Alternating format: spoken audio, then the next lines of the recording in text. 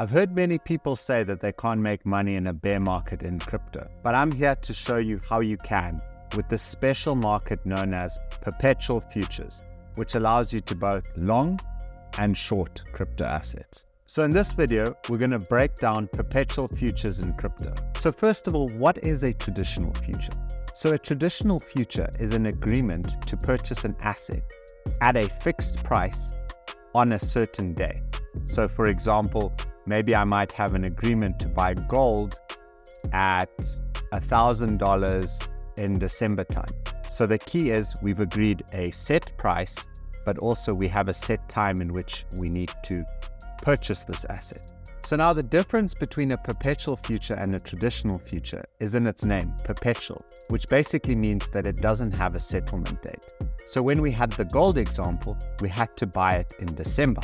With a perpetual future, we can keep this contract going for as long as possible, granted that we have enough money in our account. What's also cool about perpetual futures is they are cash settled rather than requiring physical delivery of the asset.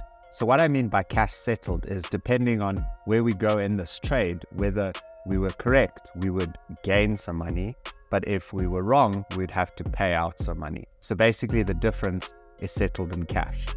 Whereas in a traditional future, usually that's physical settlement. And when it's physical settlement, we actually, at the end of the settlement date, will actually get that asset. So for example, we would get the corn if we were in a corn contract. So now we're going to talk about the difference between a perpetual future and the underlying asset. So the underlying asset is basically the physical asset that is there. And then the futures contract is like an agreement which is talking about this underlying asset. So when we talk about perpetual futures and the underlying asset, so the underlying asset in this case is Bitcoin, where you can physically buy the Bitcoin, and the perpetual is what we call BTC perp, which is the contract. That you don't actually own the BTC, but you have the option to trade it. So let's go over some of the differences.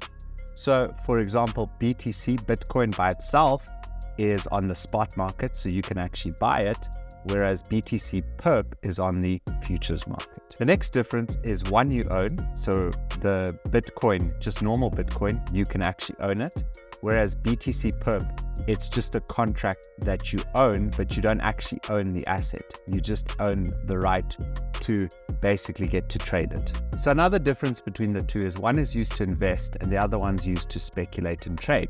So what I mean by this is when you buy Bitcoin, you are looking to invest in it, okay? So you are looking to take advantage of it going up in price. So you're looking to long the market and take advantage of price appreciation. Whereas when you are using a perpetual future, you are speculating and trading, and you're not really looking to that long-term horizon. You're more so looking at maybe a few hours, a few days, maybe a few minutes.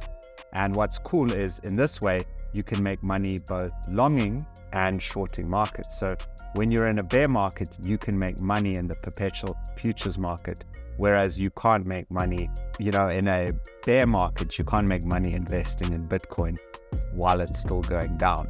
Yes, some people might say buy the dip and then you can make money later, but when we're in a bear market, typically we keep going down. So the only way we can make money is if we're shorting the market on a long-term basis. So that's where these perpetual futures come in handy. They also have slightly different prices. So Bitcoin, the asset, might be 28,700, whereas the BTC perp might be 28,710. So if you actually look at your broker account, you might actually see, okay, this one's a little bit different. Okay, so they've got slightly different prices. We spoke about earlier about the concept of in the perpetual futures market, we can short markets and we can speculate and trade. So the way we're able to do that as well and take advantage is the fact that we have leverage, margin, and liquidation.